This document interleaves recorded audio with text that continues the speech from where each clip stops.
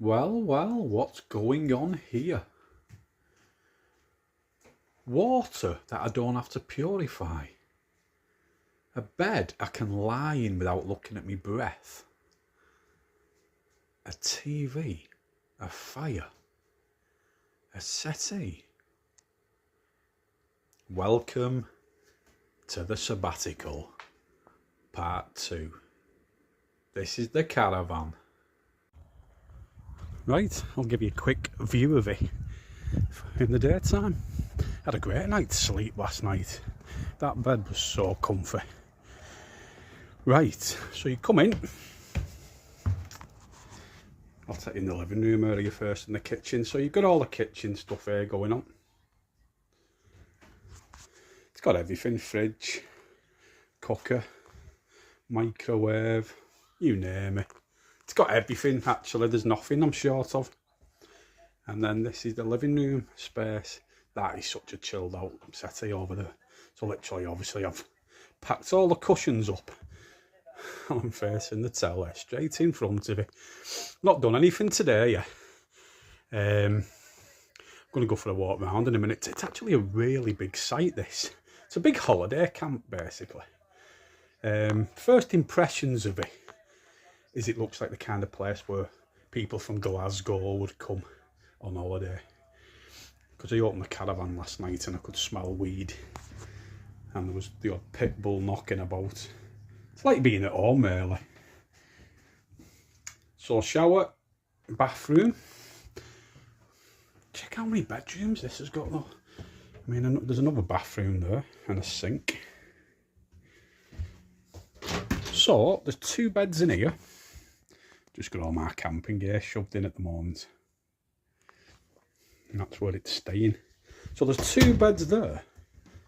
And then there's 2 beds there. And then there's a big bed here where I'm sleeping. And see them little bedside lights? Cute, aren't they? But there's no sockets for plugging them in. And I have looked everywhere and there is no socket to them. But, do you know what? It cost me £136.50 for a week. So, you know, who am I to complain? And it's just a little base. Like I said, I'm not doing much today. I'm just going for a little walk around the camp. I'm having a chill out day, to be honest. And then tomorrow, I'm not too far from the beach. So I'm going to go out on the beach. And then I'm going to hit the coastal path. And I'm going to walk to her. I think it's 4.5 miles from here. So I'll walk to her, have a look at her, get some videos of it. And then I'll walk back. So I'll do like a 9-10 mile walk tomorrow. Just get out on the coastal path. There's my little car. But yeah, it's a massive park, this. Absolutely massive. But great little base. Well, this holiday camp is absolutely massive. It's got a Papa John's pizza place. It's got a Burger King. It's got a supermarket. It's got loads of amusement arcades for kids. It's actually great for families. It looks like it'd be a right laugh if you was a kid. But it is the polar opposite of what I was doing last week. Or earlier this week. But it's only a base anyway. I'm going to take a walk down to the beach now, see what that looks like, see what the coastal path looks like, and then I'll get on that tomorrow. But yeah, it's absolutely massive. You could get lost round it. It's a good job I've got my walking app so I can see where I am at all times. But yeah, a bit too many people for me round here. And the amount of Rangers and Celtic shirts I've seen is unacceptable. Hello, comrades. Right, I am walking to her along. Technically, this is the coastal path, but it's not. You're just kind of just following the beach around. Yeah, it's nothing special, I'll be quite honest. Nothing special at all. It's just kind of rocky. Not really a sandy beach. Not really much to look at. So I'm not expecting that much of her, to be honest, but we'll have a look anyway. We'll go and have a gander, see what it's all about. But tomorrow's going to be a different day, because I was in my caravan last night wondering what to do. and I thought, do you know what, I've never actually been into Glasgow, the actual city. I mean, I've bypassed it loads of times, and I've arrived there on a coach and then got a taxi to Milngavie or Milngavie for the start of the West Island Way. But I've never actually been into Glasgow city and had a proper look at it. So I'm getting the train to from to Glasgow tomorrow morning. Takes an hour. So go and have a look at Glasgow, see what it looks like. See, can I get mugged? Do you know what? I'm here in town centre. The mad thing is, I can't decide what I make of it, because part of me's thinking it looks a right dive, but I'm comparing it with the town centre where I live, which is a dive, and this is a million times better. Because for one thing, there's none of the shops boarded up like we've got. So yeah, it's pretty mad. Pretty mad. Have a good one. Welcome to Glasgow, everybody. Here in the main station now. Too many people. Lovely station though, I'll give them that. So let's go and have a look. Let's go and have an adventure in Glasgow. Can't come to Glasgow without coming up to Glasgow Rangers. This is Ibrox, everybody. I arrived in the city centre, had a look around. It's like every other city centre, to be honest. It's like Liverpool and Dublin. Just plenty of shops, buskers and things like that. So I took a nice walk along the river, and I thought I'd walk up to Ibrox, which was about 3 miles away. Yeah, it's certainly not Premier League standard. Certainly not Premier League standard. Nice to be here anyway. Oh, Mark's asked me to try and find out how far Celtic Park is, so we'll have a look in a minute, but I can't see me walking there as well. Plus, I don't even support Celtic as my second team. Glasgow Rangers as my second team. Greetings, comrades. I'm back out after Glasgow yesterday. I needed to get out back in some countryside, you know, because social, and even though I wasn't having any social interaction with anyone, just being around people I find incredibly draining. It's alright for an hour or so, you know, people watching, and I must admit Glasgow did have its fair share of characters, but yeah, too much. I was actually booked on the train to come back at 6 o'clock last night, but I ended up getting the 3 o'clock train back. I'd had enough of it by then. So today I'm just doing a walk basically from the Caravan site. It's about a 10 miler. It's taking me up this big hill behind me, and then it's going to swing over, and then it's going to drop down towards the coast, I think. Been a glorious week, you know, weather-wise. You know, when I've done these sabbaticals in the past, it's a miss March. You can get like an early summer, or you can get a blooming late winter. You just never know what you're gonna get. But I've been absolutely blessed. There's a tractor coming down here, so hang on a minute. Yeah, I keep driving on it.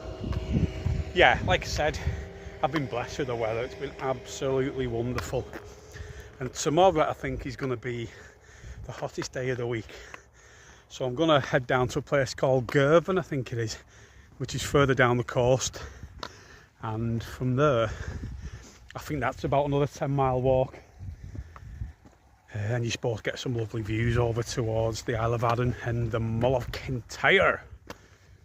So yeah, fantastic this really is. And you know what, I kind of got off scot-free after my little expedition, because I ended up with no blisters at all, and I only pulled 2 ticks out of myself, which is good for me.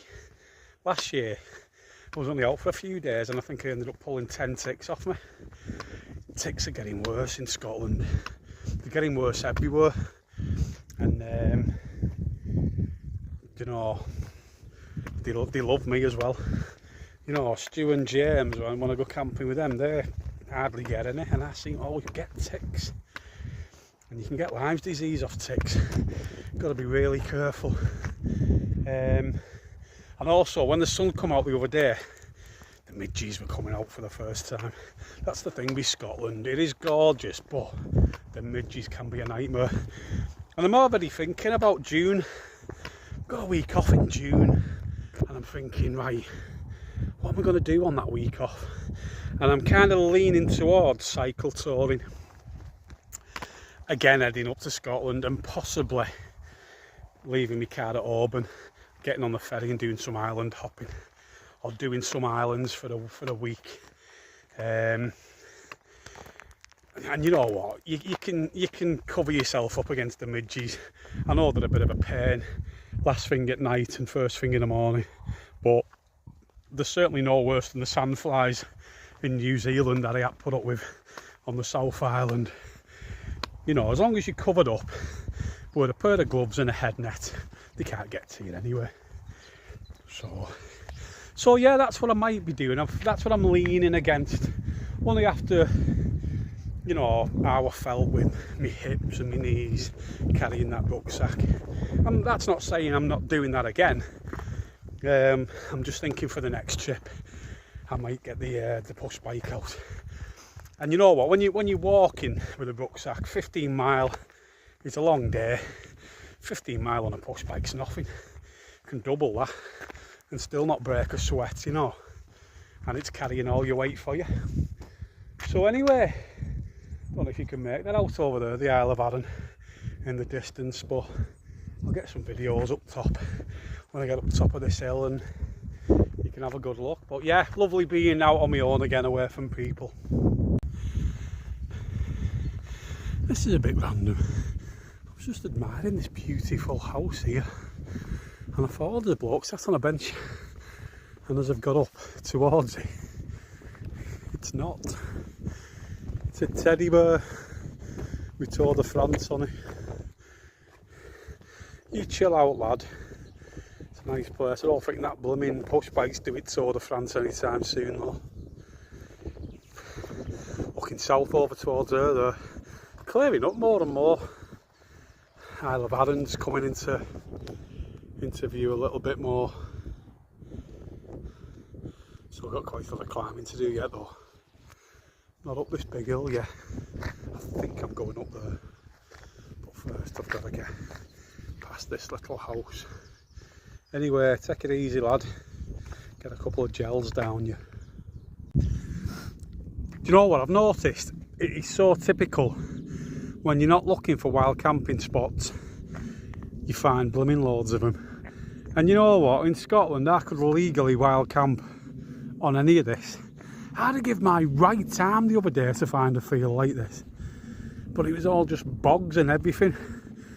That's why a couple of days, well, one day in particular, I ended up doing about 15 miles because I just couldn't find anywhere. For the last 5 miles I was looking for, you know, camping spots, but you know, I feel like this, I can legally camp anywhere on this. And that's what I love about Scotland, because in England you can't, and in Wales you can't. I think there's only parts of Dartmoor in England where you can legally wild camp, and the rest of it, it's like when we go to our weekend spots, me and James and Stu and Alain Muck, when he's doing it, you know, technically we're breaking the law because you're not allowed to do it. It's a civil offence. So if someone tells you you've got to move, technically you've got to move, otherwise it's a criminal offence and you get done for trespassing. That's why I love Scotland. And as long as idiots don't ruin it, it should continue to be a wild camping haven. The hills are alive with the sound of music. Ah. Keep expecting Julie Andrews to come flying over one of these hills in a minute. I'm at the top here. It's actually a police communication station, this. Lovely views though from the top, really nice. And I'm looking inland to Galloway Forest Park right over there, where I spent my first week. And then looking out obviously to the sea behind me, the Isle of Arran, going up there and going beyond. But yeah, lovely. Right, let's go and find Julie Andrews. You know, yet again, if Carlsberg did wild camping spots, just come across this trig point, and the views from it are absolutely stunning, brilliant. And also, I've just got my first glimpse of Ailsa Craig, which is a very, very famous little rock formation out at sea. And you know, for the people who do curling, this is where they get the curling stones from. That's the only place that has that kind of stone. There you are, a little fact for you there.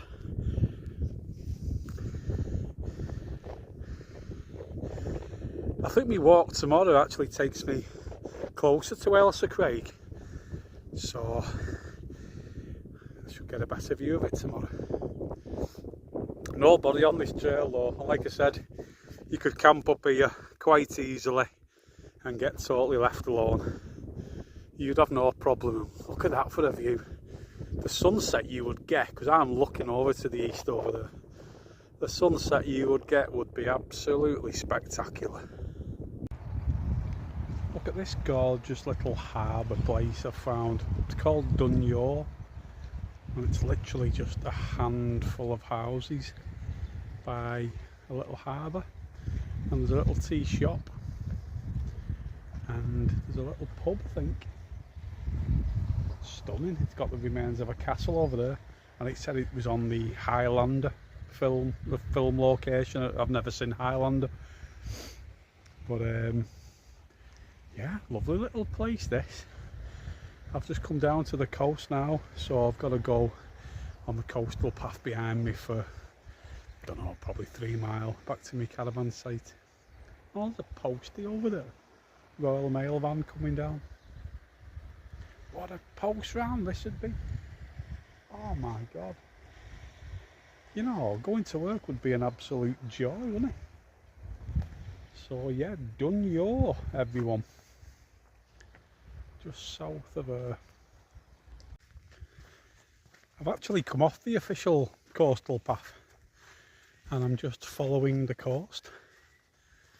Because the coastal path kind of went round these big rocks behind me. It went up the top, and I think it rejoins a bit further down, so I thought, so I'm just going to carry on along the coast, walk across the sand, walk over the rocks, and just see what it's like. Can I get round this bit of a head that's in front of me over here?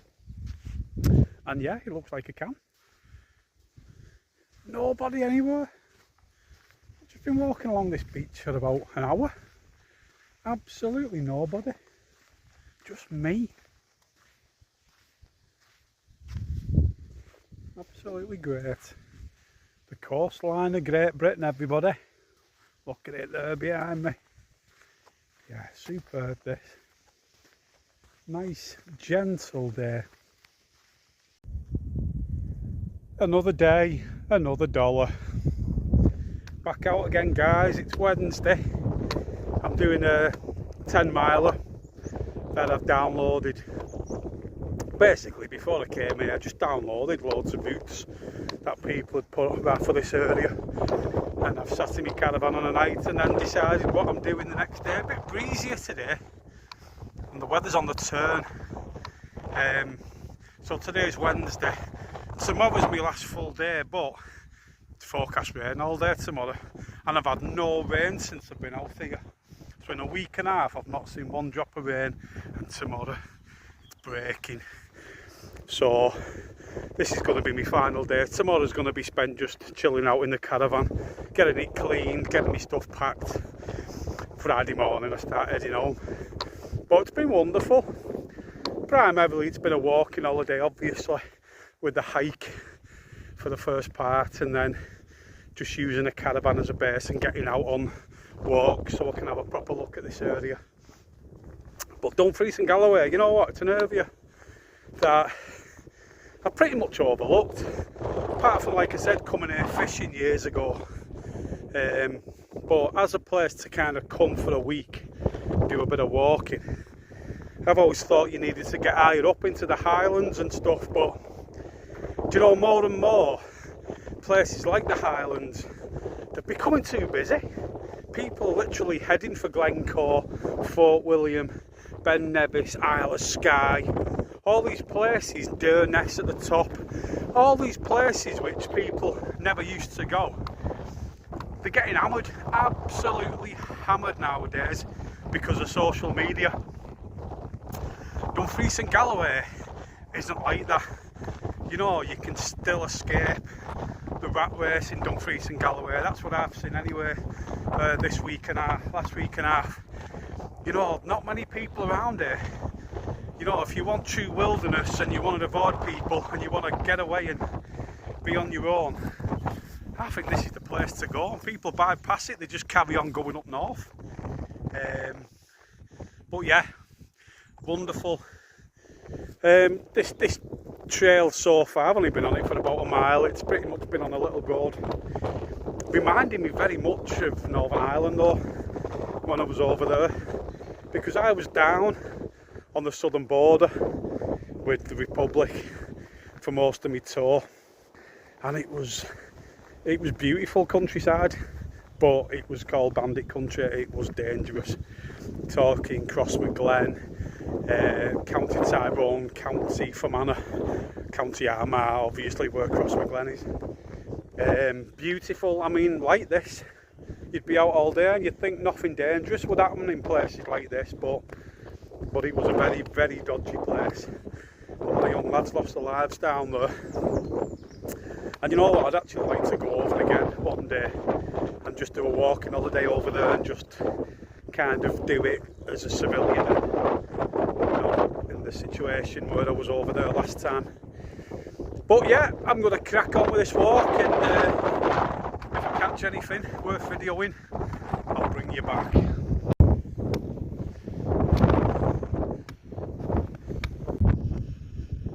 Well, I'm pretty much level to Ailsa Craig now on this walk, and you know what, it's actually bigger than I thought, because I was thinking if they're using that for them curling stones, there'll be no left of it in a few years time, but no, I think they're going to be alright for a while yet. And anyway, I stand corrected, said the man with the orthopaedic shoe, because there's another place, there's another quarry in Wales that do them curling stones as well. It did used to just be Ailsa Craig over there, but they found the same kind of stone in one of the quarries in Wales. I think it's North Wales, but still 70% comes from that little island you can see there. So yeah, interesting, eh? Yeah, it's been a nice little walk this final day. To be honest though, it's same old really.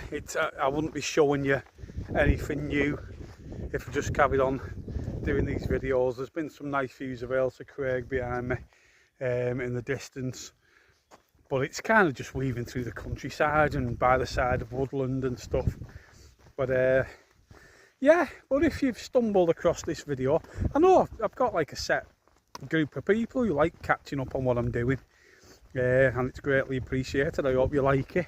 But all the other people who stumble across these videos, I've not a clue who you are, so feel free to say hello and I'll give you a shout out. I'll give a shout out to Malcolm, who started following me, fellow pipe smoker. He's actually got a Peterson's pipe. I've not actually got a Peterson's pipe, I just smoke Peterson's Killarney.